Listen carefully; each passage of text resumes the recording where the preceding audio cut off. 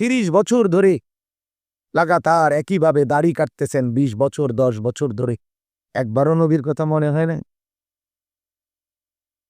আজ 20 বছর ধরে বাজারে ব্যবসা করতেছেন, মিথ্যা বলে, ধোকা দিয়ে, ওজনে কম দিয়া, একবারও মনে হয় নাই আখেরাত মরবেন যে কথা একবারও খেয়াল হয় নাই? আজ 20 বছর আপনার ঘরে স্ত্রী, ছেলে মেয়ে রঙিন টেলিভিশন দেখে, নাচ গান নর্তকীর ছবি, এটাই রাত, এটাই দিন, স্বাভাবিক।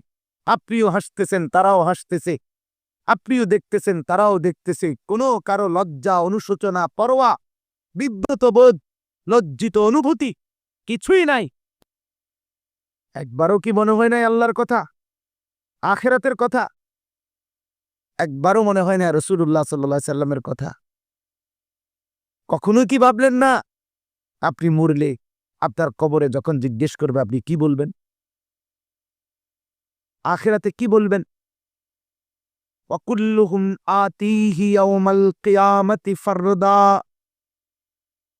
রব্বুল আলামিন বলে, বান্দা প্রত্যেকেই কিয়ামতের দিন আমি আল্লাহর সামনে আসতে হবে ফারদান, একজন একজন করে, একাকী। সেদিন স্ত্রীও পাবে না, ছেলেও পাবে না, মাও মিলবে না, বাবাও মিলবে না। فإذا نفخ في الصور فلا أنساب بينهم يومئذ ولا يتساءلون। রব্বুল আলামিন বলেন, ইসরাফিল যখন দ্বিতীয় ফু দিবে, হাসরের মাঠ যখন কায়েম হবে, ফালা আনসাবা, কেউ কাউকে বংশের কোনো পরিচয় দিবে না।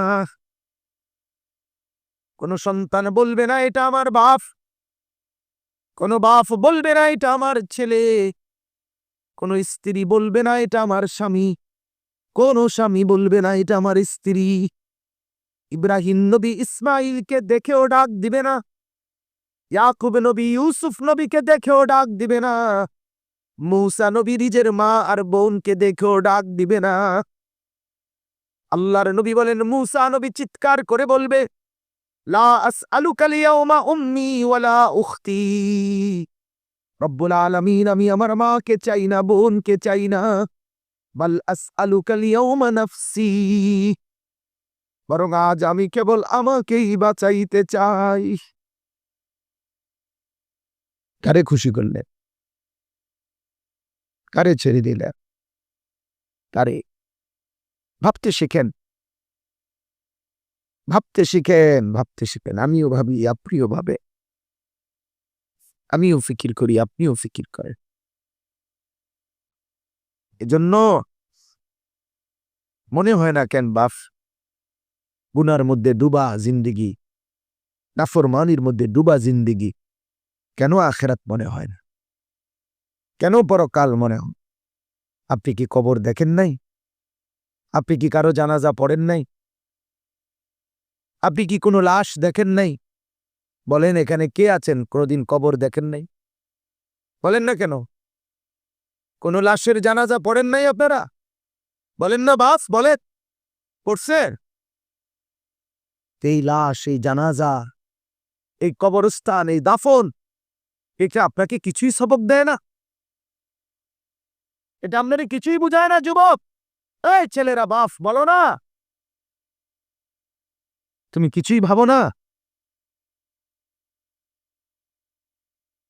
আমার গতকালকে রাত্রেও মনে হইছে আমার আব্বা জলজ্জান্ত মানুষ, আমি যারে কতবার দেখছি, কতবার জড়ায় ধরছি, আমার সেই বাপকে আমি কতদিন হয় দেখি না। হায় হায়, আমার বাপ কেমন আছে? এরকম আমাদের চোখের সামনে প্রতিদিন যাকে আমি দেখছি জলজ্জান্ত মানুষ, হাঁটতো, চলতো, উঠতো, বসতো, খাইতো, ঘুমাইতো, হাত নাড়তো, পাও নাড়তো, চোখ মেলতো, কানে শুনতো, কথা বলতো, সেই তরতাজা মানুষটা নাই, হারিয়ে গেছে অন্ধকারে, কবরে, আর কোনোদিন পৃথিবীর আলো বাতাস দেখবে না। এমন জলজ্জান্ত বাস্তব সত্য এতবার দেখবার পরেও যার কলিজায় আল্লাহকে মনে হইল না, আখিরাতকে মনে হইল না, কবরকে মনে, আরে তুই জানোয়ার না তো কে জানোয়ার বেটাছে? তুই মানুষের বাচ্চা কেমনে বেটা?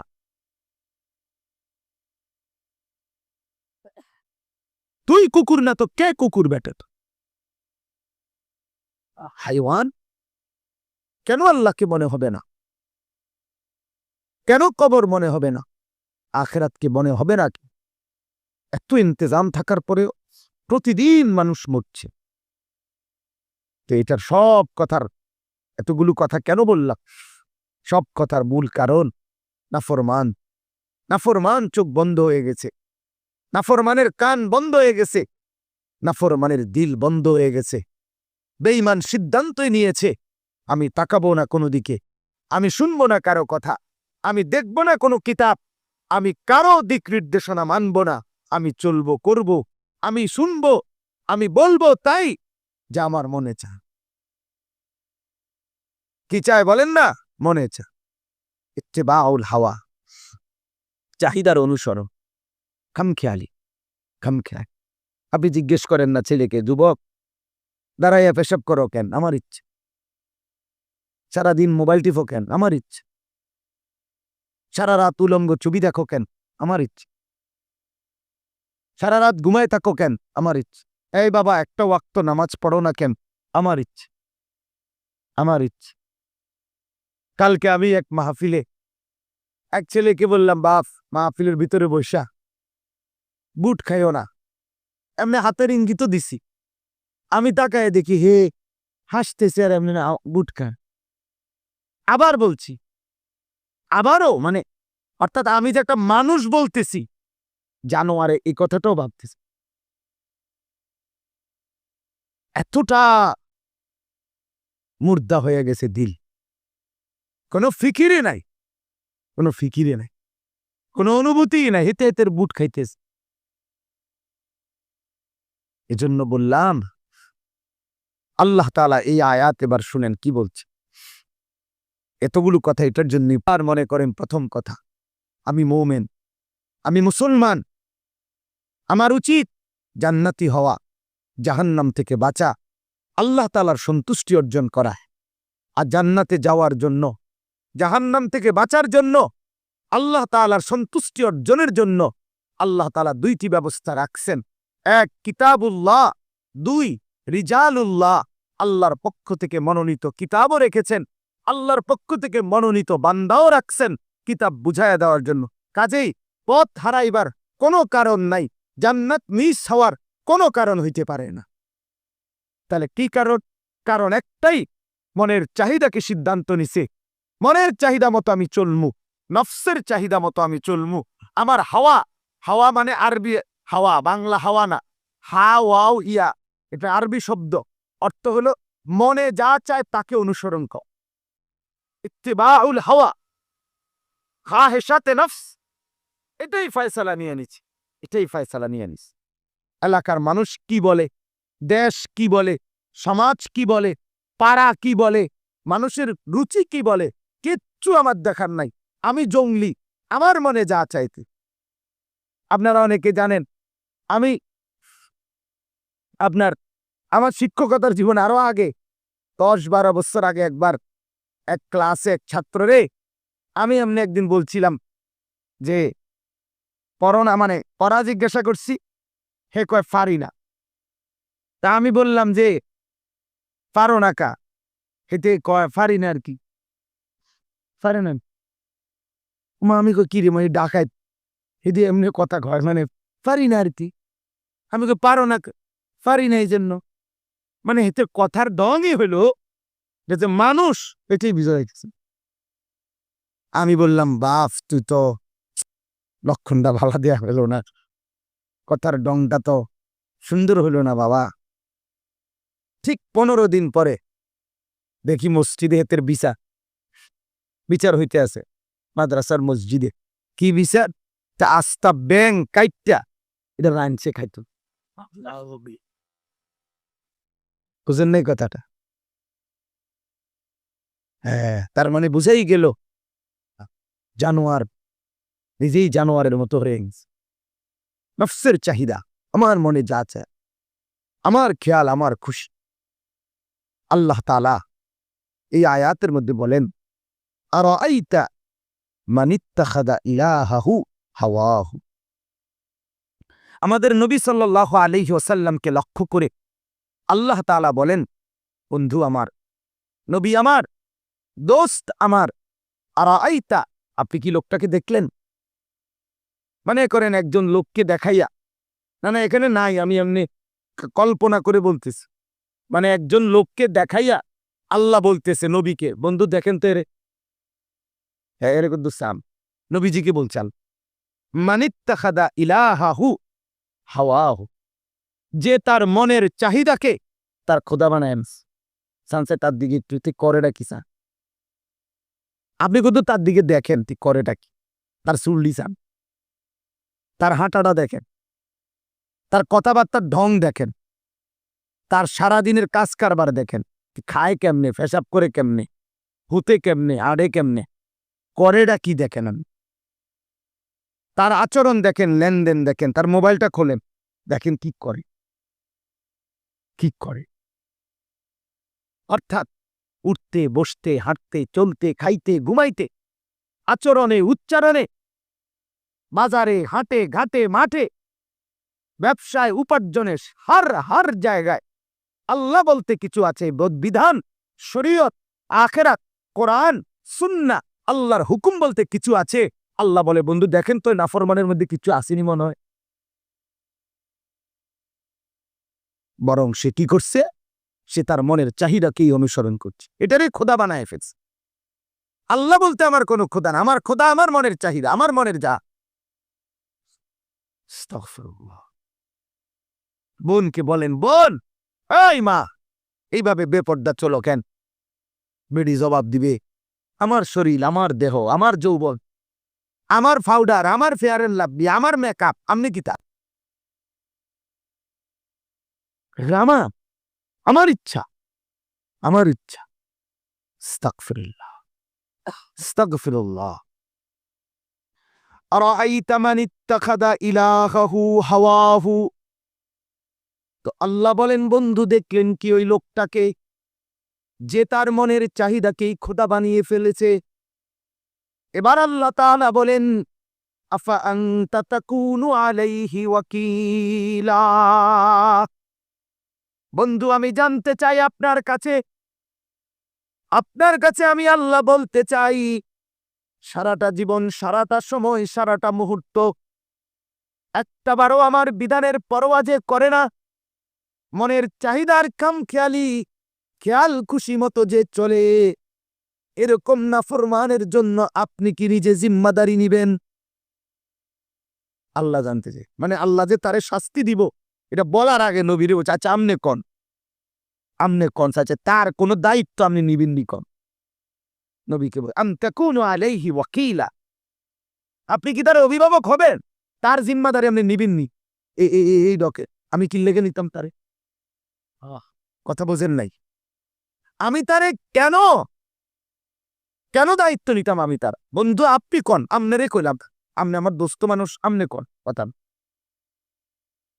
তে যদি এরম করে একটা মানুষ, একটা লাইন যদি আমাকে না মানে, আমি কেন তার দায়িত্ব নেব? আমি কেন তাকে আমার অভিভাবকত্বে নেব? আমনে নিবেন নি কন? আমরা এরম বলি না? আরে এরম অসিব্বত দায়িত্ব আমনে নিবি না, আমনে ভর্তি করা, আমনে করা।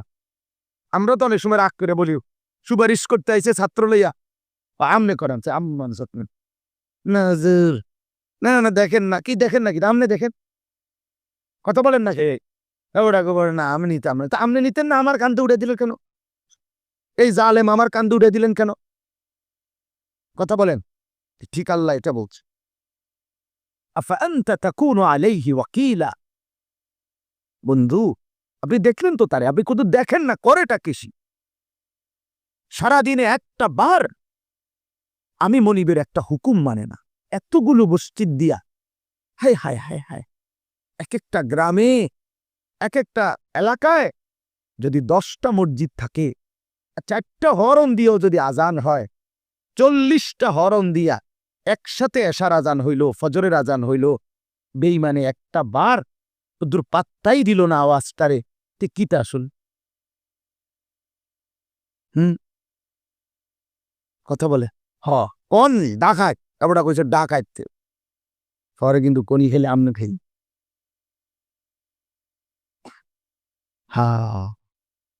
আমি বলতিস মালিকের ফয়সালাও শুনবেন একটু পরে আল্লাহ বলেন আফা আনতা তাকুনু আলাইহি ওয়াকিলা আপনি নিবেন কিনা বলেন তার দায়িত্ব এমন নাফরমানের জিম্মাদারি আপনি নিবেন আমি তো রহমান আমি তো দয়া করতে চাচ্ছিলাম আমি তো রাহিম আমি তো রহমত করতে চাই বন্ধু আমি তো গফফার আমি মাফ করতে চাই আমি তো গফুর আমি তো মাফ করতে চাই কিন্তু নাফরমান তো আসছে না ও তো আসছে না ওরে ফজরে ডাক দিলাম জোহরে ডাক দিলাম আসরে ডাক দিলাম মাগরিবে ডাক দিলাম এশার নামাজে ডাক দিলাম শনিবারে ডাক দিলাম রবিবারে ডাক দিলাম সোমবারে ডাক দিলাম মঙ্গলবার বেঈমান তো আসছে না বন্ধু আমি কি করতাম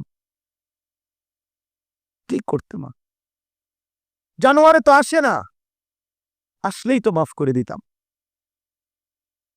আমি তো আমার খাজানা নিয়ে বসে আছি ওয়াসারিউ ইলা মাগফিরাতিন মির রাব্বিকুম রব্বুল আলামিন বলে তোমার রব মাওলা মাগফিরাত নিয়ে অপেক্ষা করছে বান্দা যদি কেউ ক্ষমা চাও দৌড়িয়ে আসো আমি মাওলার মাফ নিয়ে যাও আও না ওয়াসারিউ জলদি আও আসো না বান্দা ওয়াজান্নাতিন আরদুহাস সামাওয়াতু ওয়াল আরদ আল্লাহ তাআলা বলেন আমি যদি মাফ করে দেই তাহলে মাফ করে আমি ছেড়ে দেব না বরং মাফ করলে সাথে সাথে আমার জান্নাতটাও দিয়ে দেব সুবহানাল্লাহ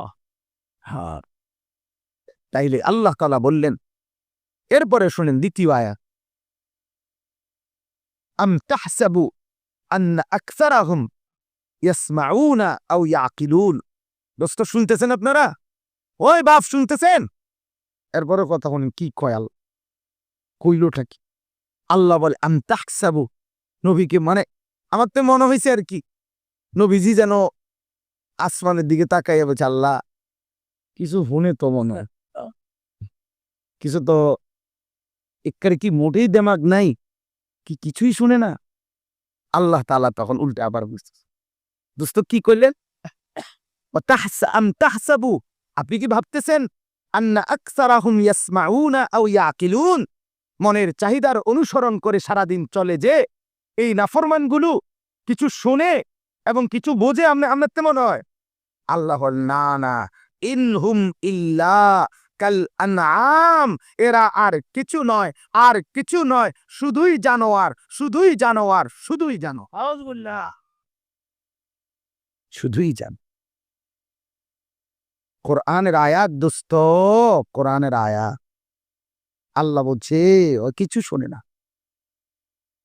ও কিছুই বোঝে না শুধুই জানোয়ার ইনহুম ইল্লা কাল আনআম আরবি গ্রামারের নিয়মে নফি এবং ইস্তিসনা এটা তাকিদ বুঝায় আর কিছু নয় তার পরিচয় শুধুই কি জানো শুধুই জানো আল্লাহ তাআলা বলে দোস্ত আমার